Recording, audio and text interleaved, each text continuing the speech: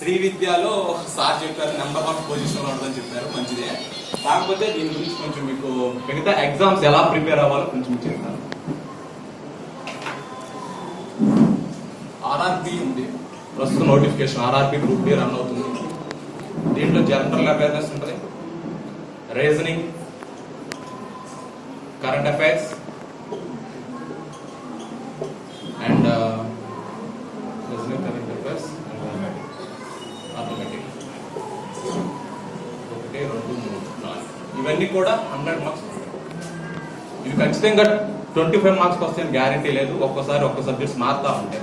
అలాగే బ్యాంక్స్ తీసుకుంటే 200 మార్క్స్ ఉంటాయి. దీంట్లో కూడా సేమ్ సబ్జెక్ట్స్ ఉంటాయి. జనరల్ అవేర్నెస్ తప్పితే ఇక్కడ కరెంట్ అఫైర్స్ ఉంటుంది, ఇందులో కూడా కరెంట్ అఫైర్స్ ఉంటుంది, అర్థమెటిక్ కూడా యాజ్ టీజ్గా ఉంటుంది, రీజనింగ్ కూడా యాజ్ టీజ్గా ఉంటుంది. దీంట్లో నేను వచ్చి మీకు కరెంట్ అఫైర్స్ అండ్ రీజనింగ్ చెప్తాను. స్టార్టింగ్ మనం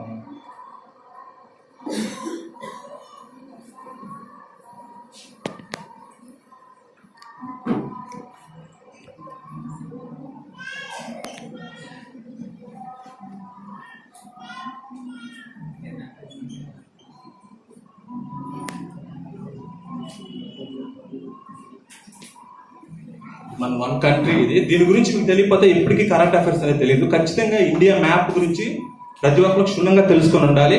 మన క్యాపిటల్, 1 క్యాపిటల్ ఉంది మనకి, అలాగే 29 స్టేట్స్ ఉన్నాయి, కొత్తగా తెలంగాణ యాడ్ అయింది, అలాగే 7 యూటీస్ కూడా ఉన్నాయి, యూనియన్ టెరిటరీస్.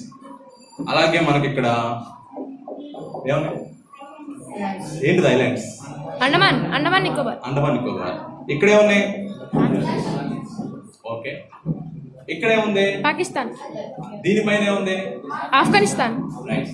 ఇక్కడే ఉంది, ఓకే, ఇక్కడే ఉంది బంగ్లాదేశ్, ఇక్కడే ఉంది చెప్పాలి, బంగ్లాదేశ్, ఇక్కడే ఉంది బంగ్లాదేశ్ కి ఇంతకు ముందు ఒక నేమ్ ఉండేది, ఈస్ట్ పాకిస్తాన్. ఇది అప్పుడు దీన్ని ఏమని పిలిచారు, వెస్ట్ పాకిస్తాన్. ఇది ఇండియాకి ఎటువైపు, ఇది దిక్కు ఎటువైపు, ఇది ఈస్ట్, ఇటు ఓకే. ఇక్కడే సముద్రం, ఇది బే ఆఫ్ బెంగాల్, ఇది ఇండియన్ ఓషన్.